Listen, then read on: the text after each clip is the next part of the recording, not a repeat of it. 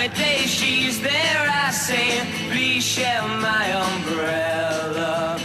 Bus stop, bus go, she stays, love grows under my umbrella. It is my pleasure to introduce you to Lindsay Igoe, who has a very storied career, kind of dating back, well, even before this, but I'll pick her story up at least at Afterpay when she worked as a senior manager of sales and content. And then, as many of you know, Afterpay was acquired by Block, and she's been involved with the team at Cash App. From there, she's worked at TikTok. She is now the head of experience and brand strategy at Reshop. Thank you so much for being a part of the podcast today. Yeah, thank you for having me. All right, so talk to me a little bit about Reshop because I follow you on LinkedIn, and so I saw a post that you had about some of the research that was going on, but I wasn't fully apprised of what Reshop is. So maybe you can help me with a quick overview of what Reshop is and what its mission is. Yeah. So Reshop is a fintech payments company. We really focus on returns and refunds during the return process. So just to a little bit set the stage, I don't know how much of an online shopper you are, but when you make a purchase online and you go to make a return, usually the wait time for any given customer is like 20 plus days, right? You get your package, you have to print out the label, you ship it back, the retailer opens the box, they inspect it, they issue you your refund, and it can take, upwards of 20 days.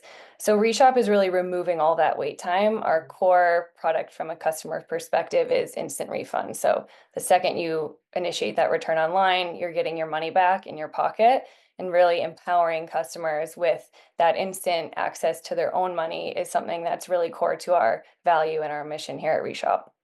So, I've given a very thumbnail view of your career, Yeah. but how do you think those experiences, say at TikTok or Block or all the other experiences you've had along the journey, really set you up to do what you do now? And how does that fit the mission of Reshop?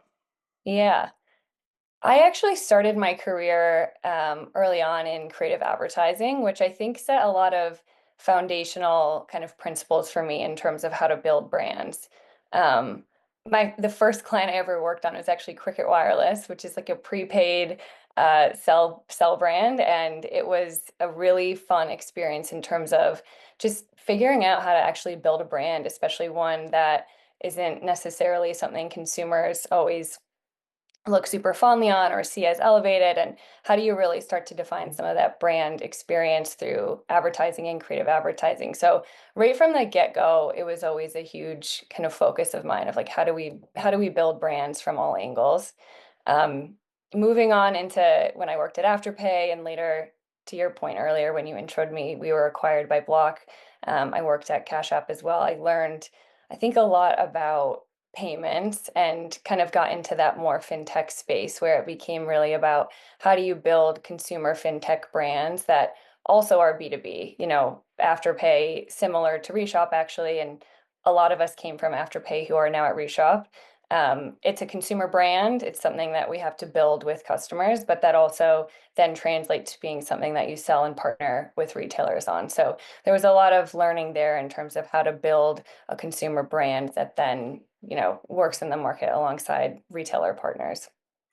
So, Lindsay, back in the day, I worked with Tony Shea at Zappos, and we were trying to be Yeah. innovative and be more responsive to the pain points of the customer experience. And we were big on, if you hadn't sent your shoes back in the 12 months you had to send them back, we were still going to credit you as long as you told us you were planning on sending them back, right? I mean, we were doing some things, I think, early on that innovation has really enabled you to do at scale in a real value business proposition. So maybe you can talk a little bit about the innovation that you're using at Reshop that enables people to have instant payment. Because it seems to me that there's some draconian technologies and platforms out there that make it hard for customers Yeah, to get reimbursed for the return. for sure. And Zappos does have notoriously amazing customer experience and customer support on all those fronts. But I think when we talk about innovation, again, going back to kind of where I started, post-purchase has been a bit of a like uninnovated space. Like there's so much innovation in pre-purchase and in payments for checkout, but there's really not a lot that exists on the return side of the equation when you think about innovation and There's a lot of just kind of dinosaur technology that powers things like warehouses and all of the logistics around post-purchase, but there's not a ton of innovation in the payment space. So Reshop has really taken on that white space of how do we innovate payments post-purchase and make them move faster.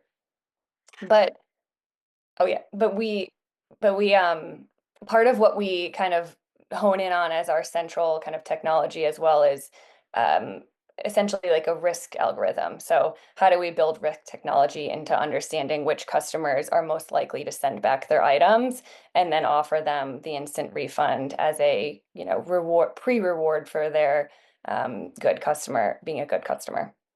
I really want to get into that, I think, a little bit more. I think when I first really became aware of Reshop was in context to your Narvar study and some of the findings there. And I guess I've always been a believer that we're really great in customer experience up to the point we get your money.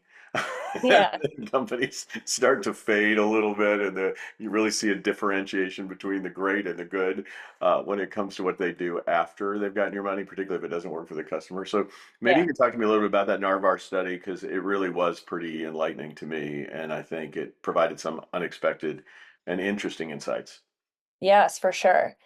The Narvar study that we did around the holiday season was really focused on learning, to your point, customer preferences and more about what customers come to expect and what they want in their returns journey.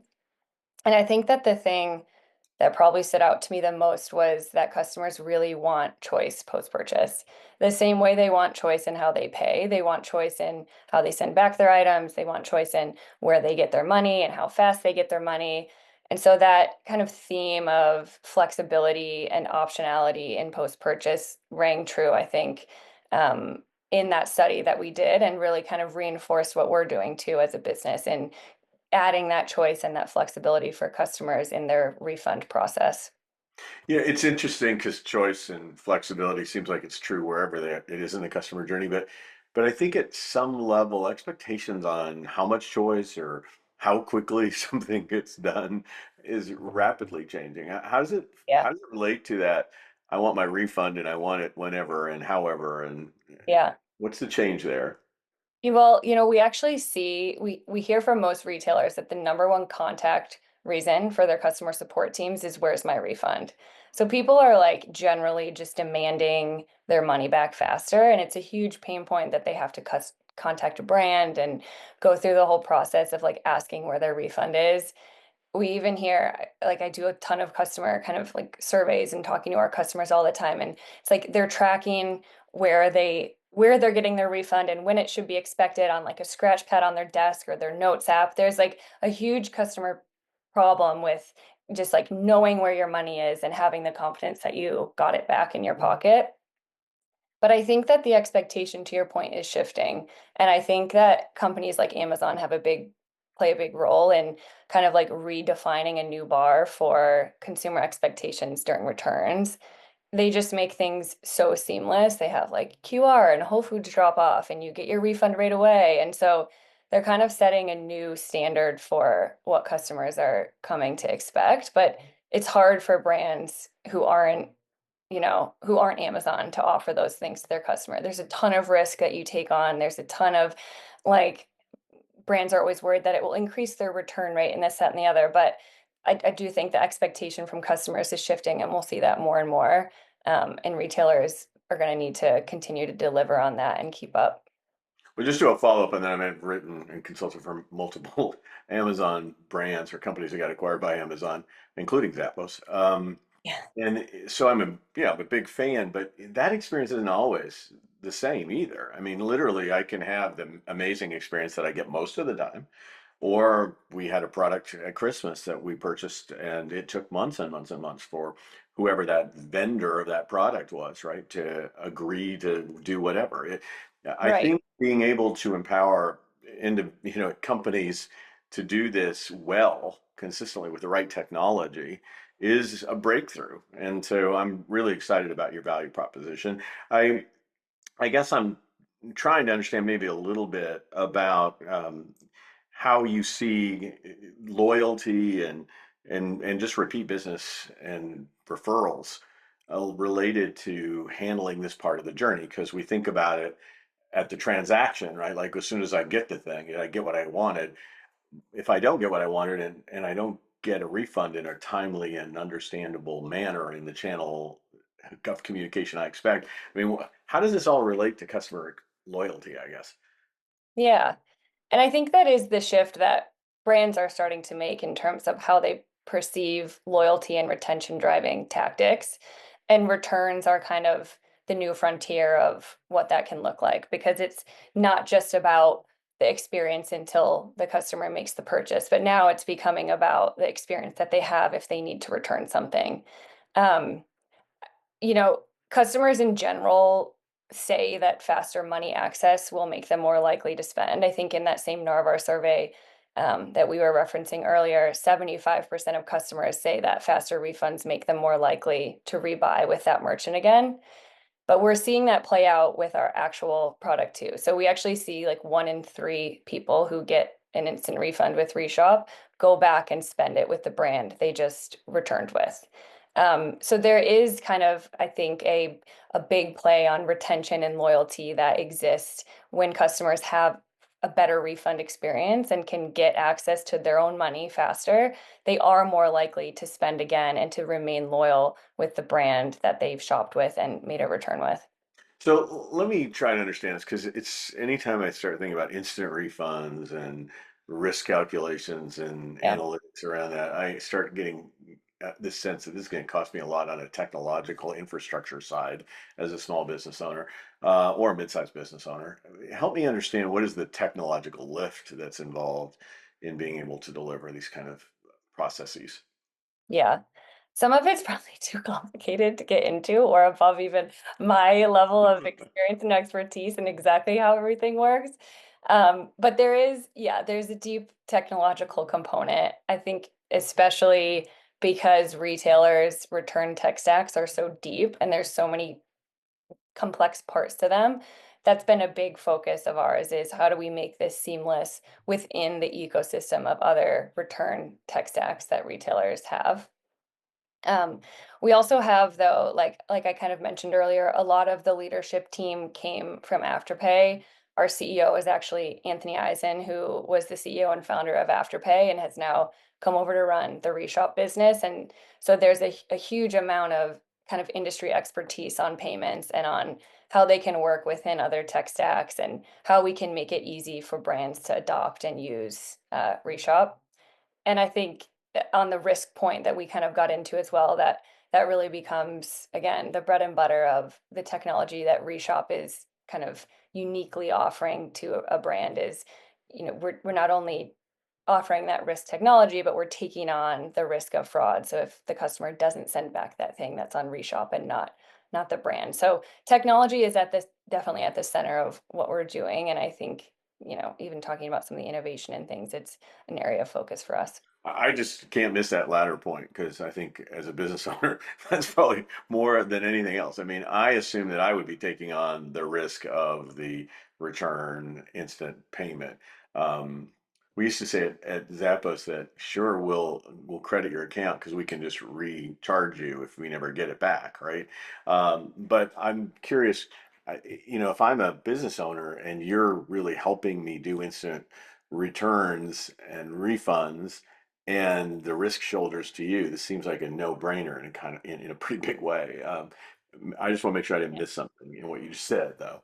You didn't miss something. And I think that's, you know, thinking about how do brands offer this, it is really impossible for a brand to offer this on their own. The amount of risk of fraud that brands would be taking on to give customers their money back before they have the package and can inspect it and make sure it's what the customer said they would send and it's in good condition is really hard for brands to do at scale and to do well.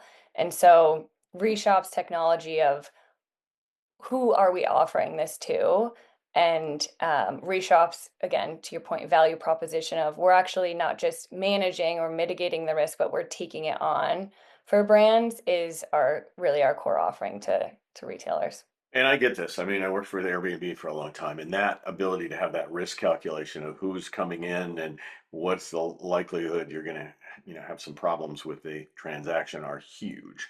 Let me go to the retail and fintech landscape. We're obviously talking about the fintech landscape and the post-purchase side of things in retail, but generally, as you think about the macro landscape of retail and fintech, what are some of the trends you're seeing as it relates to what customers want or what the technologies are supporting? Yeah. I think that, to be really on the nose with what we're talking about in terms of returns and refunds, I do think that the customer shift around more, better, easier experiences for returns and refunds is a huge shift that we're going to continue to see. And I think we're only at the beginning of it. Like, we're still kind of struggling through the initial phases of, yeah, of course, customers would want this, but are they demanding it? And I think that it will become a demand in the next few years to really create some of that seamless return experience as a part of your whole shopping world and not just focusing on payments. That's powerful to me because I know you worked at TikTok. I'm a big Yeah. TikTok user, but I don't buy anything on TikTok. Like I will find something advertised on TikTok and I will go and look at Amazon to see whether or not it's available there. It's normally more expensive, right? I'm going to get it sooner as a Prime member, but I trust that if anything goes wrong, like I haven't had the experience. People who shop at TikTok maybe have a really great experience, but it's that sense of what if something goes wrong? Will I be treated well in the post-sale phase? And I Yes. think that's what this takes away. But I guess part of it, and I'll get to some final questions, but maybe you can just help me as a retailer. I mean, how do I communicate this value proposition? Is it through your brand saying, "Hey, we partner with Reshop"? Does Reshop have a strong enough brand for the consumer to know this is 100% guarantee? I mean, this is getting into some pretty strange Yeah. territory and kind of beyond maybe some of the prep work that we talked about. But uh, help me here. I mean, I think it's important. Yes. And to be totally transparent, I think that's something that has been a new area of learning for me as we build a completely new consumer brand that we're dealing with people's money. And people need to trust that. And that was a hurdle that we climbed at Afterpay as well, but it's one that we're definitely seeing and trying to kind of strategize around how do we build brand. And I think a lot of it right now comes from partner brand equity and who are we partnering with? And if a brand does trust, or if a consumer does trust the brands we're partnering with, and they're discovering Reshop through those brands, there is an inherent kind of level of trust built that we need to continue to capitalize on. But it is a tricky thing, especially when we're talking about consumer money movement. So Well, you have a long history in brand strategy, so the fact you're continue to learn is a great thing, I guess. If let's talk about brand strategy in general, and really whether or not brand strategy, user experience, is this B2B? Is this B2C in your world? It seems almost like B2B to C. I'm a little confused. yes. Maybe you can help me with your learnings about brand strategy, about user experience, and both in the B2B and the B2C and in the B2B to C. Yeah, I agree. It is B2B to C, and that's always been kind of the area I thrive in. Like some of the kind of sales and pitch strategy and merchant partner marketing and things is always something that I've kind of sat in the middle of. I think when we talk about brand strategy as a whole, it is important to really make sure that you're considering the experience across all audiences. It is a consumer, obviously, job to be done, but it's also one that needs to connect the dots between how merchants and how brands and how partners, how everything is fitting together, how we're building product. I see it very much as more than just branding. It's a whole strategy about building a brand that people and partners love. And that includes a lot of kind of product work as well. All right, at the risk of being promotional here, who's your target audience? Like, my audience is predominantly people who care about delivering great customer experiences, Fortune 500s down to, mom and pop entrepreneurial businesses. I mean, who's your target audience and what's the pitch? I mean, you say to a business owner, you need us to help you create these great post-sales experiences in return. Help me. Yeah. You're talking about audience from a B2B standpoint. Yeah, from a reshop standpoint, are you targeting the end user, and are you targeting the B? I think it's both, right? And that's the challenge to really overcome and be connecting the dots on is the user is a consumer who's getting their money back, but the enabler is a brand partner where in order to use the Reshop service, we need to be partnered with brands and retailers across the board. So from a brand standpoint, we do target all types of brands at all sizes, everywhere from SMB to large enterprise. Some of our live partners right now are Aloe, Steve Madden, Dolce Vita. So definitely more on the retail apparel side where there's high return rates. And like you said, companies who really want to be giving their consumers the best experience and innovating on their returns kind of solutions overall. So Steve Madden is one that I would know. I mean, it's Yeah. certainly in my wheelhouse. Um, and what a great brand. I mean, I understand why you partner with Steve Madden, right? And why they would want to partner with you. That totally makes sense to me. So let's pretend some brand comes to you with bad brand reputation. Is that the kind of thing you say, look, we can't fix a faulty brand if you have a track record of reputational terribleness in all phases of the journey up to and including return? Is that you have to avoid that as part of your value proposition to the consumer because the consumer's going to someday look to you and say, "Oh wait, they're a reshop brand. We're good." Yeah. I think that you're right there because there's a sense of brand association between partners and Reshop. It's important that we are partnering with brands who have similar customer centric ethos. Um, and it's one that, definitely from a strategic standpoint is conversations that we have as merchants come across and need to kind of do discovery on partnership opportunities. It may have been in the Narvar study, or I may be just making up a data point. So either is possible, hallucinating or in that study. But something around like 82% of consumers want choices in how their return is processed, like choices. It's not enough to say you're going to go to the UPS store or, we're going to only return it in 7 days under this vehicle, right? That's just getting kind of complex at some point. I mean, how much complexity can you manage? And is that data real that I just said, or did I make that up in a I hallucinate? think so. I don't know every stat in the survey off the top of my head, but yes. I mean, it goes back to what I was saying earlier around choice. I think for return options specifically, there's so much individuality in how people return their items. Some people have printers, some people don't. Some people live across the street from USPS, some people live across the street from Steve Madden and want to go into the store. So I think that offering choice is again really important, and that is why we see such high numbers when we ask customers that question because there's so much personal in how you return and how it fits into your lifestyle, and returns in general are just a friction filled thing. No one likes to go do all of that work to get their package back because it didn't work out and they went all the way through ordering it in the first place. So um, as much as we can do and as much as retailers can do to really kind of minimize that amount of friction by offering options, I think is definitely a core part of how to create a good customer experience in returns. I love that. I hadn't even really thought about. I mean, I do almost everything online with the trust that the return thing is going to be okay through an online option. And I go to my UPS store all the time, right? But that's my life cycle. That's how I experience the world. But somebody else may like to do this or direct in store, particularly if it's convenient. That's super helpful for me to understand. Okay, so I'm a retailer and I'm trying to improve the post sale thing. I also don't want to lose my shirt on returns, right? Like that's pretty important to me too. I want to make sure that people are using this process respectfully to both sides of the transaction. I don't want people gaming returns all over the place.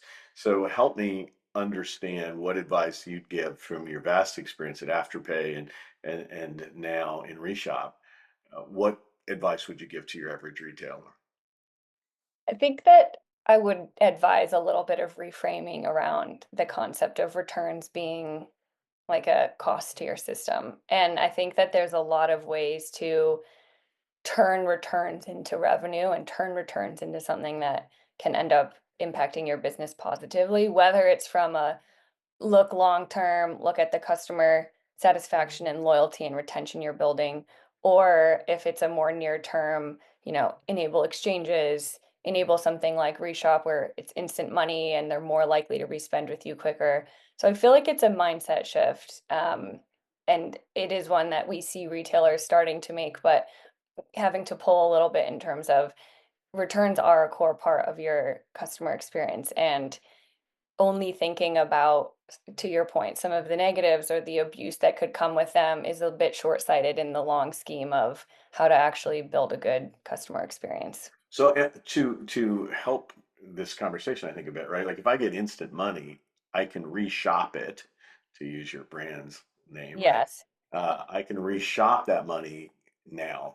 Whereas delayed money, which I might get in a true cash sense, might not be something that is quite as perceived in the reshopping. Help me with that a little bit. I'm really Yeah. awkwardly clunking around here. There's yeah, we often use the term like held up in the system. And if you think about it, like money moves instantly everywhere else in the economy, especially on the payment side, which is something we hear from customers. It's like, I paid for it immediately before I got the product. Why am I waiting for my own money back when I send it back? And so there is a sense of like that 20 days I mentioned earlier is a time where the money is just held up in the system.